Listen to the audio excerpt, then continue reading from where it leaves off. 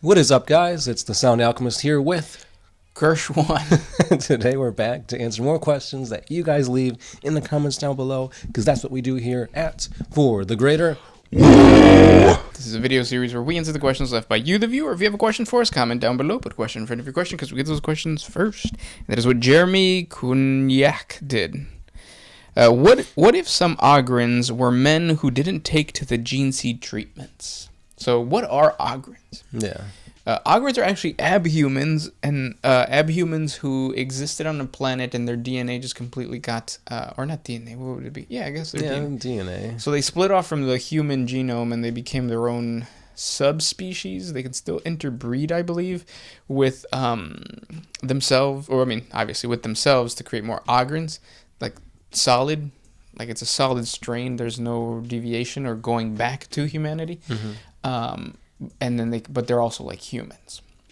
So no, they're not just humans that underwent treatment, but not all the way, and then they became like weird and stuff. Right. Because the whole thing that you were talking about, it's just a human that didn't get the gene seed. That human would be dead. Yeah. Yeah. So there's within the Chapter Fortress Monastery, there are they called initiates, neophytes, aspirants? I can't remember, but there are individuals who don't make it through the entire thing, and they are lobotomized and become servitors. Some of them are like still pretty tough, but I mean, obviously they're just lobotomized robots. Pretty much, yeah. Or androids, I should say, and then or cyborgs. Cyborgs. And then they're the ones that don't go through the psycho-indoctrination, so they don't get completely like fucked mentally. Mm-hmm. Those that don't make it through that and don't get the gene seed implants, they just become chapter serfs. Yes. So basically maids and butlers and stuff like that to the Space Marines. Mm-hmm. And you see them a lot because they'll be like when the Space Marine is getting ready, like they're holding up like the bolter, they're the ones coming over and putting on the armor, all that kind of stuff. Yeah. They're a necessity. Mm-hmm. So that's what happens to those guys. And that's why we don't see Ogryns for other like races and stuff like that. It's just a subspecies of humanity. Yep. Good question, though. Yeah, very interesting. And I guess that could be said for any of the other subspecies, like the ratlings, squats, that kind of thing. Mm-hmm. This one is by Anath Ardeladar. Is there a question that you are getting tired of being asked over and over and over and over again? One of the questions that kind of pertaining to Ogryns that we used to get asked a lot is, who's stronger, an Ogryn or a Space Marine? Yeah. And the answer is a Space Marine. Like, well, it's interesting because normally, based on just pure strength, I still think an Ogryn would take it. But the Space Marine is more tactical, smarter, knows how to like shift body weight, momentum, and that kind of thing, mm-hmm. to where they could probably do better than an Ogryns would. Yeah, but I think like back in the day, they used to have a show on Discovery Channel, and we've answered this a lot, so it's just like a thing that we get into. But they used to put two warriors up against each other, and then there would be percentages. So like the samurai would win 80% of the time to the, I don't know, like a pirate. A pirate, yeah. So in this situation, it'd be the Space Marines to the Ogryn, and I feel like it would be like 99% of the time the Space Marine wins. Mm-hmm. At 1% where brute strength somehow prevails, then the Ogryn would win. Yeah. Break his back maybe, but even then you can't really break. Like an Ogryn's body is still bone, mm-hmm. like. Whereas it's adamantium. Yeah, you got to cut through the ceramite armor, the black carapace, all the muscle, the reinforced bone. Yeah. If they're Primaris Marines, then their like muscles are like fucking iron. Mm-hmm. So glass steel. Yeah, it's crazy, dude.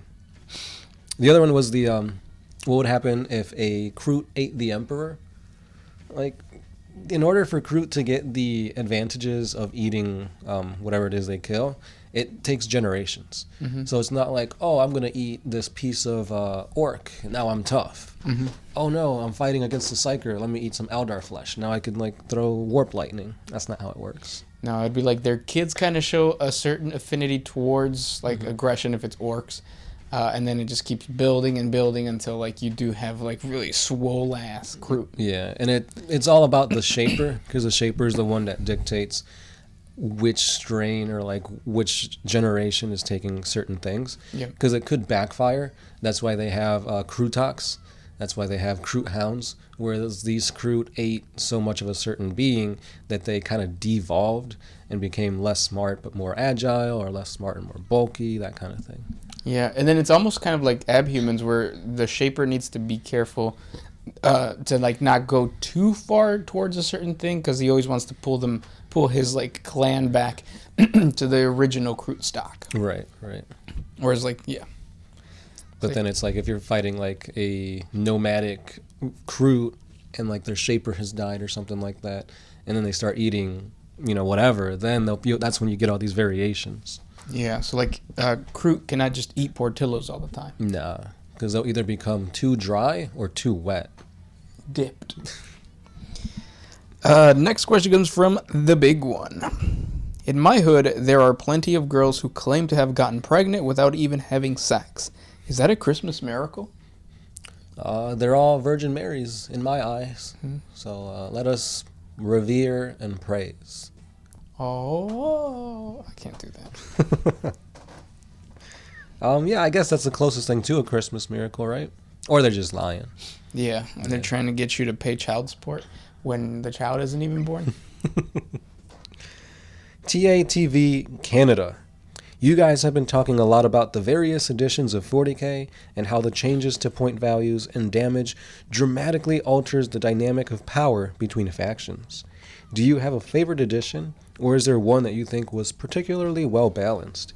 Have you ever been so frustrated or disappointed with a particular edition that you guys decided to revert to an earlier one? It's never happened to where we've been like, oh, this edition is so crap that we've played like 7th or 8th or 5th. We should just stop playing. Yeah, like what we're doing now. Well, it's not because the game is crap. It's just because I think it was just too much, the setup and all that kind of stuff. Yeah. I do remember though 7th edition. 7th edition, you got really good. The tower got really good.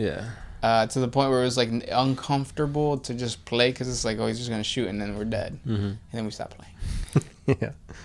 But yeah, if I had to pick a favorite edition, I think it would be 5th. 5th was bad for the Tau. Yeah. But it was still fun. It was bad for everyone except Space Marines, I feel. Pretty much. Or no, Tyranids. The Tyranids are really good at that during that time. Because they had the Gene Stealers that would just jump from one unit to the next unit. Yeah. But nobody played that. Right. No. If there's ever was a unit that was too strong, we kind of, for fun and whatnot, kind of stopped playing it or only used one of that unit. Yeah. Yeah. That's why in 7th edition, I didn't buy 3 Riptides to just blow out the enemy. Just one. Yeah. And then near the end of 7th, I got a second one. But I don't think I ever used 2 Riptides at their height. Yeah. I also really like the Apocalypse rules back then. Yeah. I don't know what they are now. No, they're kind of weird. They're almost like kill teamy. Yeah. But I think the editions, they have their good things and their bad things. Obviously, whoever play tests, it's kind of hard to make things balanced and fun because they're always putting out new codices before others and whatnot. So it's like the Space Marines and their Necrons came out very early 9th edition. And I think now you see the craziness that what the Tau can do with the rail guns, ignoring invuln saves and stuff like that. It's well, obviously this is way better than Space Marines and Necrons were at the beginning of the edition. So the edition is always changing even throughout that edition's lifeline. So 8th edition could be really good in the beginning, could suck in the middle, and then be really good at the end. So it's all a fluctuation. It depends on who you're playing against. There could be a really good edition, but if you just roll crap, then that's also going to influence your thoughts on it. Yeah.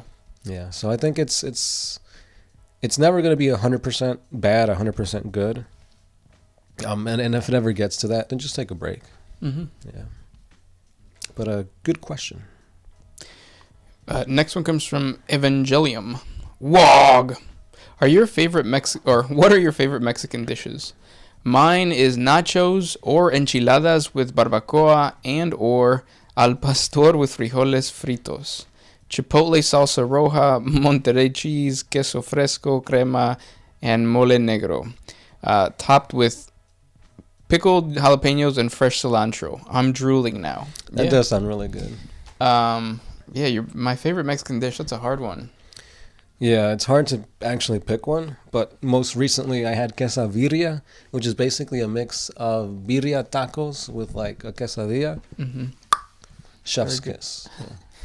Yeah, chiles rellenos has always been my go-to. Mm-hmm.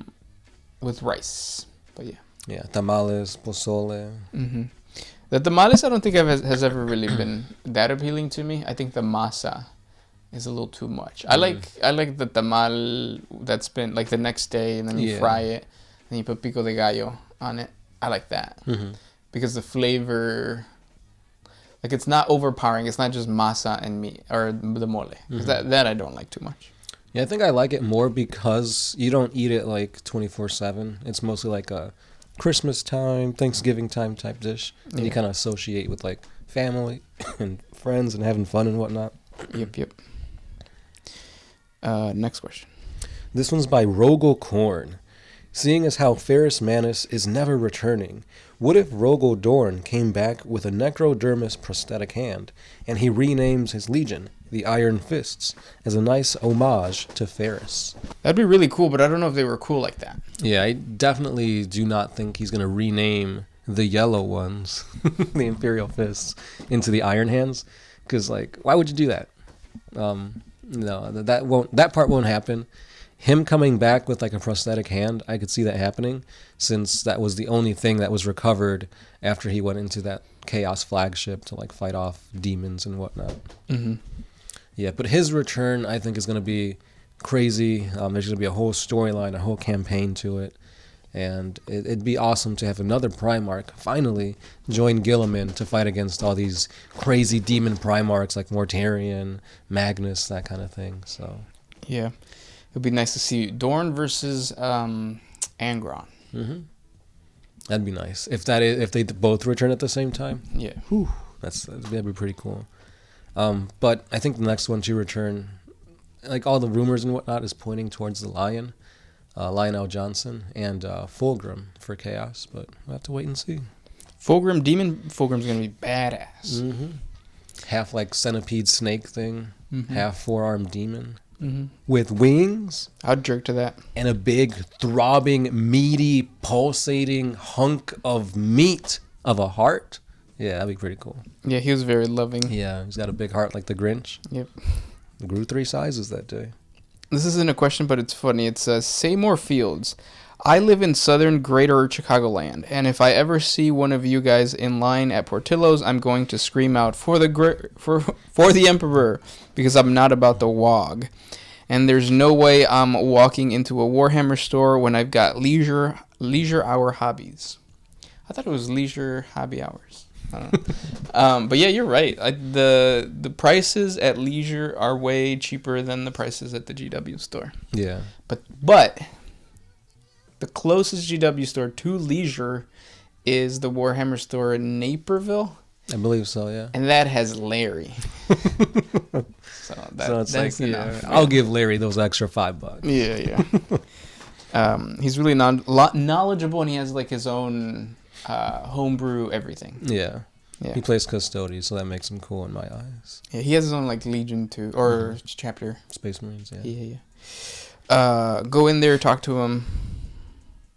Yeah. Buy him some Portillos. Yeah. There's like another like hot dog place right down the street from there. I forget what it's called. Something. The Melting Pot? No, that's not hot dogs. But it's in that same strip. Yeah. Yeah. Next question. This one's by Rogel Korn once again. What are some of the craziest psychic powers you've heard of? For example, a librarian ripping your mind out and locking it out of your body so you feel like you're in a genjutsu. Anything else dark like that? I usually don't play Psychers for Space Marines, so. Yeah, I mean, Space Marines, I feel like most of their powers are kind of like tame. Like they have their biomancy where they could like turn their arms into like metal to punch harder. They could breathe fire, shoot out lightning. It was so better in 7th edition when they have psychic disciplines. Like they still have that now, but they took out a lot out of it. Like you had your geomancy, your technomancy, fulmination, pyromancy, biomancy. There is so much to choose from, and when 8th edition dropped, they did that whole revamp, and it's like, no, now you have like 4 or 5 options. Yeah. Because it's supposed to be streamlined quicker. But I think taking away the creativity, the customization, kind of hurt it in the long run. But it's still somewhat there. Yep. Yeah. If you really want to see craziness, look into the Eldar stuff or the Chaos Psychic powers. That's where you get the real dark stuff. Like replacing people's blood with fire. Damn. Yeah. So. The orcs just have like vomiting acid or goop. Next question.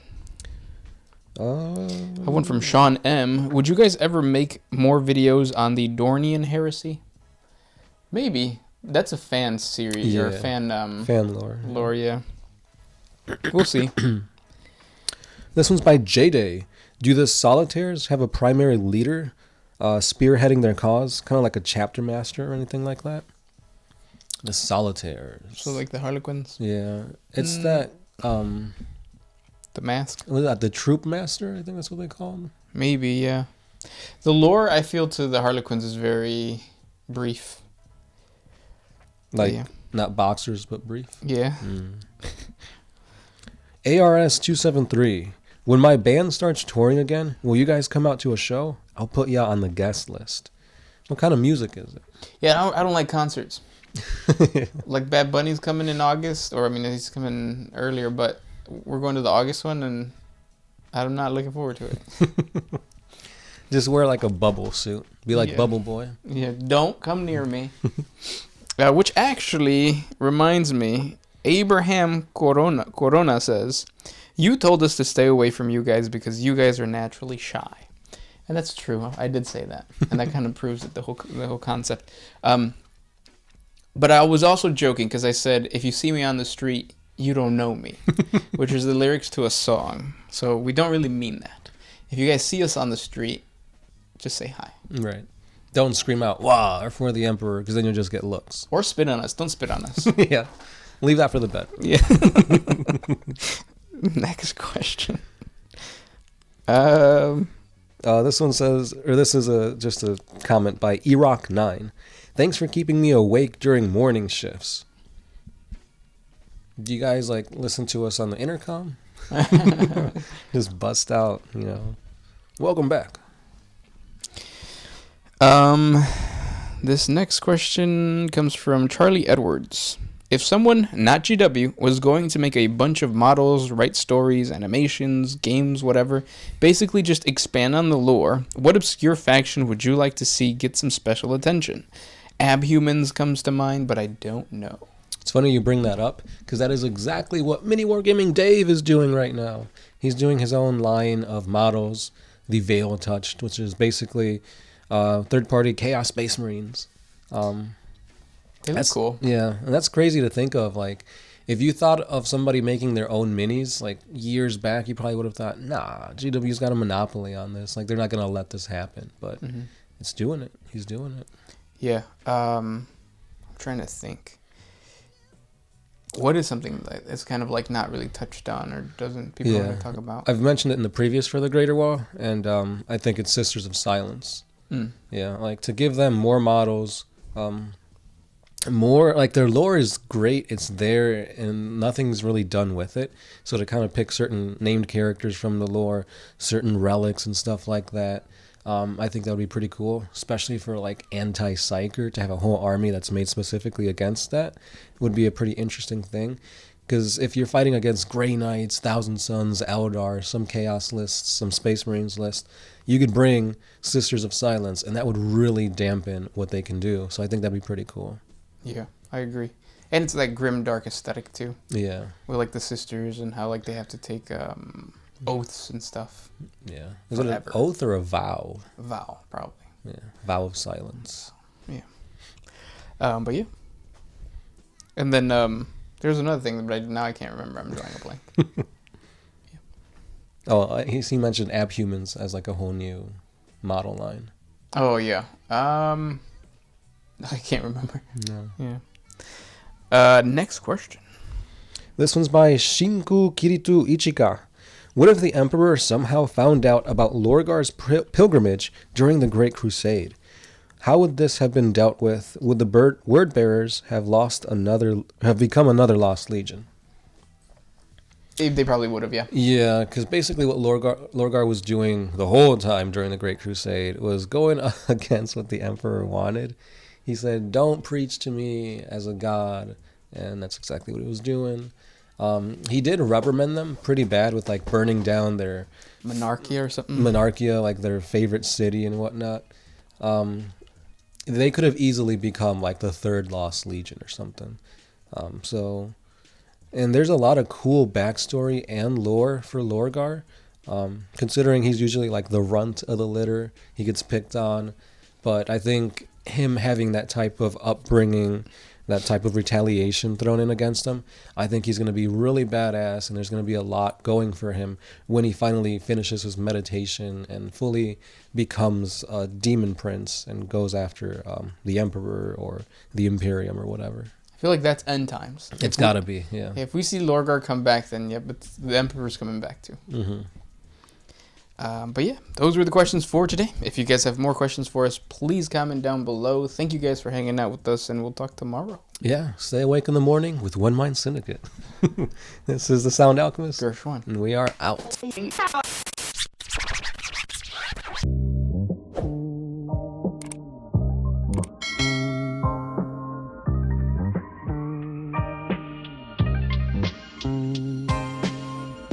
Always used to put my freedom first in any situation.